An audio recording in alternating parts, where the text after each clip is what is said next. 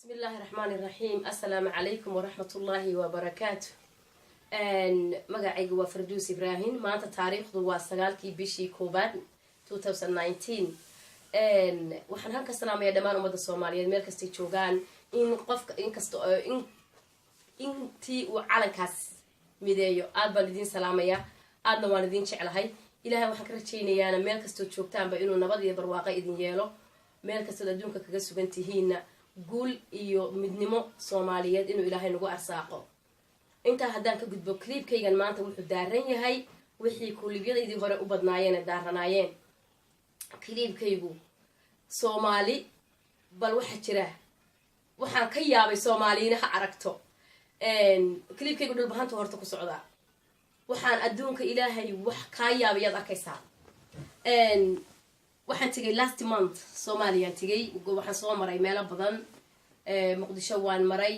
waxaan tagay Gaalkacyo waxaan tagay dhulkan waxaan maray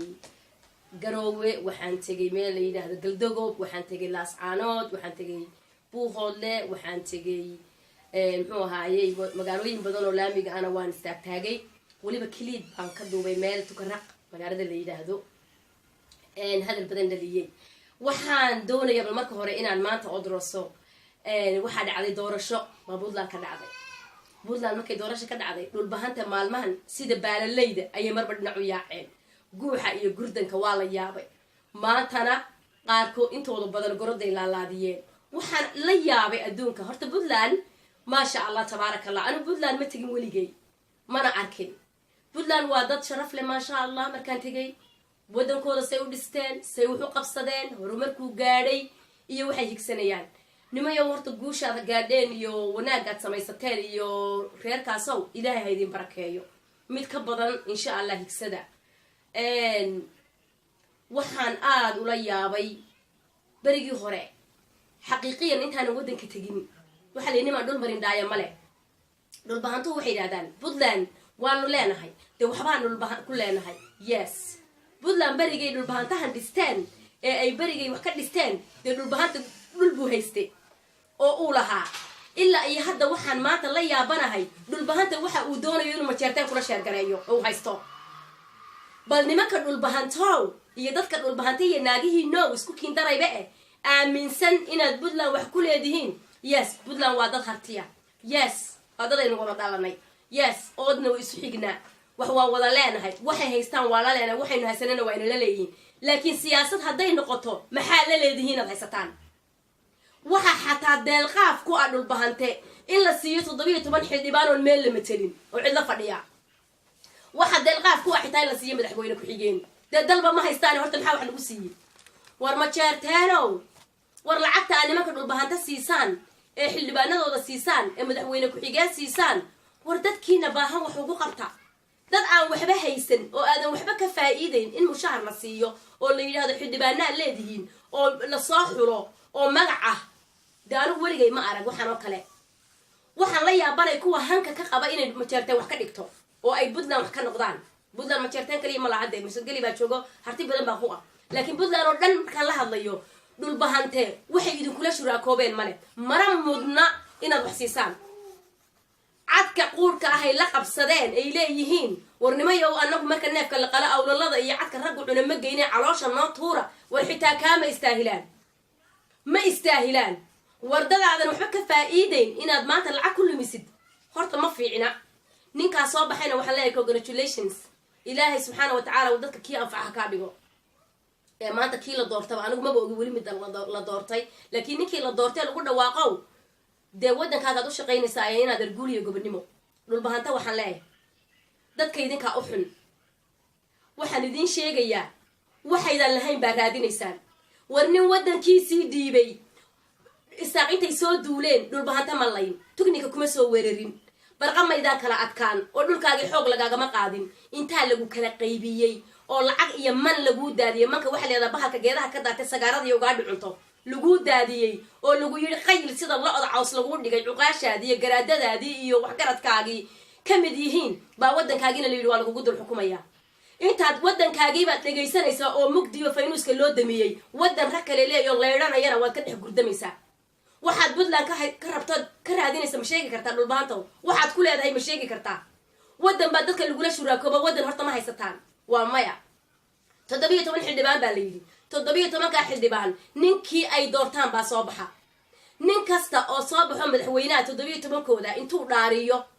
oo kitaab iyo xilafur mariyo oo lacag siiyo ka taga yiraahdo aniga adii foodaysa ogow hadduu ninka dhulbahanta ka leeyahay waddankiisa iyo dalkiisa maqan dan ka leeyahay dadid footaad buu odhan lahaa ma ku doortaa haa waad xilafurtay oo aniga aad ugu tiri xilafur oo kitaab baad marisay dee anna waan ku marinaya xilafurka ma fiicnee maxaynu ku shuraakownaa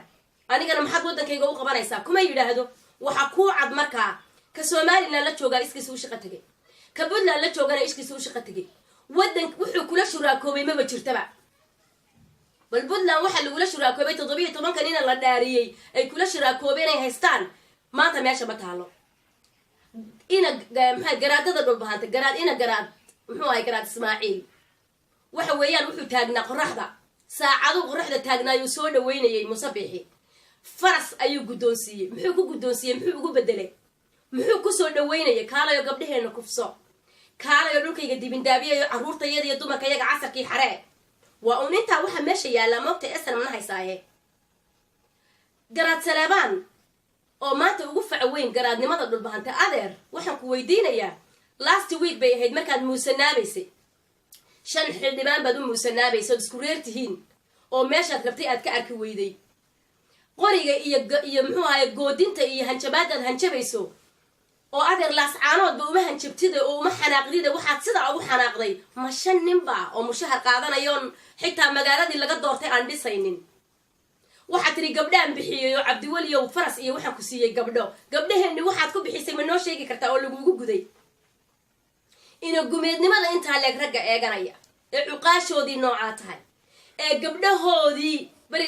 clipkan soo duubay tukarad ka soo duubay kuwa ka falceliyay oo yiri maxaa gabadha reer hawde reer hagar intay tagtay tukarad ay u soo duubtay in gabdhihii la kufsanayo dadka nooca aaminsan baad ku darsanaysaa ma jeerteeno oo leedihiin dhulbahantaanu doonaynaa war waxaan dulliga iska soo saara waliba maanta heer waxay gaadheen isaaq tuke ninka la yidhaahdaa barkad dhowr iyo 20 sanadood bay daba socdeen oo marba meel maxkamad taagayeen ilaahay dad buu laayay oo leey gabdhow kufsaday waligay ma arag dadka karaymka waddankooda ka jira inta la yiraahdo daawada waxa waddankiina ka jiro ka dhiidhiya odhanaya maxaa loo soo duubay waa nooca dhulbahanta yahay waa nooca mabda'ooda iyo mentalitigooda waa nooca cadawga dhulbahante dee aniga igama guulaysan intuu soo duulay dhulbahante malayn oo lagama guulaysan wax fiican bayba noqon lahayd laakiin waxay ku guulaysteen inay kala qaybiyaan oo hadday kala qaybiyaan yay soo dirayaan wax magaratada adigoo kale ahee aaminsan hawdiyo nugaal ayay soo diraan sidaasaa lagu haystaa markaa waddankaygii inaad adigu aniga igu jeedo intaad cadowgaaga ku jeesan lahayd ya anigu haddaan ka hadlo adigaan ku damiir dhaamaa adiga ayaan ku damiir dhaamaa anigu waxaad adigu odhan weydaan odhanaya anigu waxaad adigu qaban weydaan qabanaya anigu magaca xun ee ceebta ah ee bustaha ina gumeednimada ah baan kula huwanahay laakiin haddaanan magaca kula huwanayn oo aynaan waxba isu ahayn bareegaha kareba aan ka hadlo marka waxaan sheegayaa cuqaasha dhulbahanta ee garaadada ee dullinimada iyo inaan gumeednimada ku muusanaabaya ku foororow garaad saleebaan buu halkii ciidda dhunkanaya yes dhunka waa dhul harti markaad ka soo degtay laakiin kaagii mee waydinka gurdamaye ninkii xun dooratoy yaa maanta axmed karaash baa la tirahdeen waa dooranaynaa intaanu tay u xidhno xoolaheennii iyo muxuu xubbigayagii iyo codkayagiiba dusha ka saarnay buu kursiguu ku fadhiyay intuu saa uu tayga xidhnaa buu intuu rasaas la dhacay buu garowe iska soo dhiibay oo magiinadiisa soo laayay muxuu maanta soo kordhinayaa doorashadiisu marka war dadkan aad dulmaysaan ma jeerteen waaba la dulmaamaan maanta taaganahay anigu lacagtoodii muxuu ahaay waddankooda dhibka lagu hayo la soo dhaafa homeless baa tihiin waxba ma tihidiin dee gabdhahiinana cuqaashaa ka mas-uula kuwa garaadada ah ina garaad ismaaciilkii taagnaa dariiqa ayaa ka mas-uula gabadhan kasoo duubee sodohda ahee iyadoo ilmaheeda xambaarsan inta xanjeerka loo furay ninka arab kubsaday ina garaad ismaaciil oo mas-uul adaa ka ah oo garaad saleebaan oo adaa mas-uul adaa ka ah markaad maanta isdhiibtay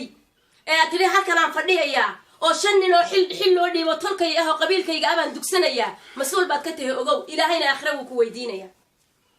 ina garaad ismaaciilna markuu soo dhaweynayo gacanta u dhiibayo safka safan yihiin cuqaasha ay safan yihiin mas-uul iyagaa ka ah ilaahayna aakhire iyagu weydiinaya cayayaanka kalena waxaan u sheegayaa ina gumeednimo geesi baad ku tahay oo aad ku tartamaysaa ina gumeednimo akhas yaa khasaara war ma jeertaan usoo dhaaf dad ku doortaa ma yaalaane waana la dooranayaa